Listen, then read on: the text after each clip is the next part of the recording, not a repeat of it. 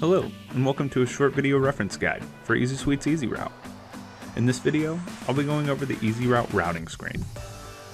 To begin using EasyRoute, you'll need to make sure you go to easy.delivery in a Google Chrome web browser.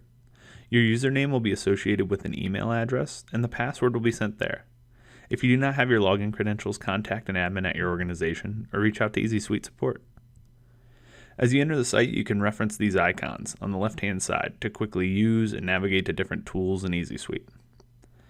To begin building a route, select the routing icon. On your routing screen, you'll need to make sure you have your yard selected from the drop-down in the upper left. In the routes box, you'll be able to view all of your available trucks that have been set up in your settings. Each of the routes will show quick information about the stops and orders that have been imported. Selecting the route will open the manifest box and give you even more insight and detail about all aspects of that route. The manifest box is going to be where you can view and edit stops on your route. Scrolling through the stops, you'll see a quick overview of the customer, the address, and then the part being delivered or picked up. To the right of the part will be either a D, P, or possibly an L to signify a delivery, a pickup, or a large part on that load. Above that will be a total number of deliveries, pickups, and large parts for the stop, as well as an estimated arrival time for that customer. In routing, you also have the option to add a stop to any route manually at any time. Select the route that you'd like to add a stop to, click on Add Stop, and then input the customer information, the route position, and any order information before adding that stop to the route manifest. You can use the search filter at the top to quickly look through all of the stops on the page and pull up the relevant information. Double-clicking on the order opens up more information about the stop and the parts on that stop. You can also double-click on the part to find even more information.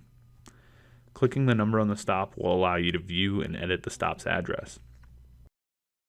This box will also show in teal when an address imports differently than the one that you've saved for that customer in your customer settings. Or it might show in red if the order imports and doesn't have any address at all. You can quickly edit the truck information and the driver assigned to this truck by clicking on the name of the route in the upper left corner. Note that the information changed here will be changed just for this singular publishing, and it will revert to the custom information you have set up in your settings the next time you go to publish this route. You can disable a stop at any time by selecting the X. It'll remove the stop from the truck routing.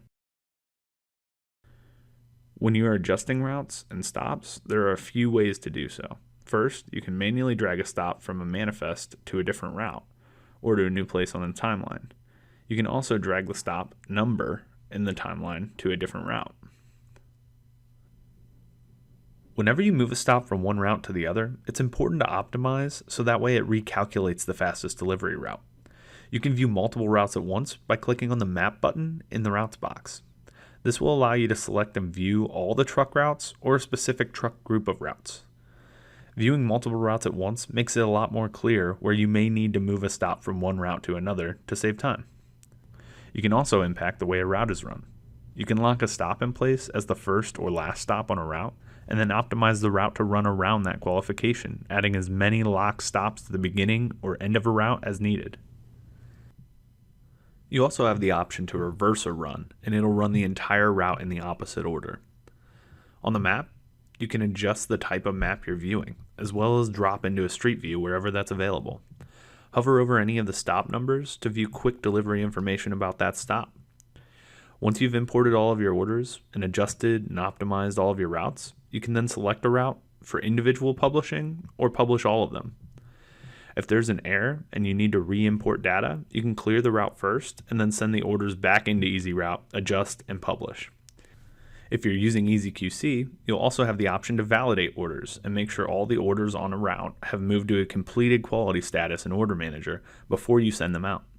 It's very important when you publish a route to select the correct date of publishing. If the wrong date is selected, the entire process will need repeated. This has been a short video reference guide for EasySuite's EasyRoute. In this video, we reviewed the routing screen. If you have questions, EasySuite support's here to help. You can reference the chat bubble at any time to access our user information guides. Simply click on the chat bubble and then reference the book in the top right corner. Then search any key term to locate what you need. or if needed, feel free to use the chat function to contact support directly, and we'll respond back as soon as possible. Thanks for watching.